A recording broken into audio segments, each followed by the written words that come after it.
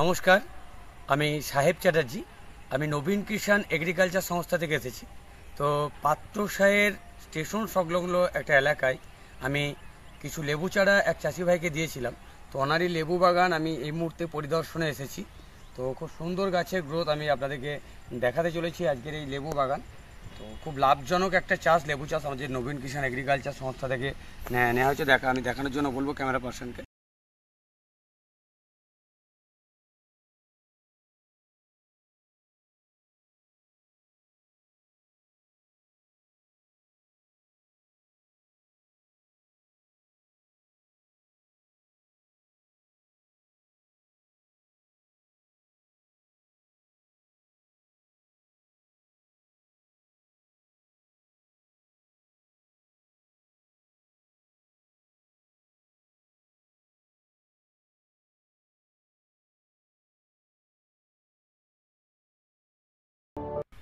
তো এই টোটাল বাগানটাতে আমরা টোটাল 130 পিস মতো গাছ দিয়েছিলাম।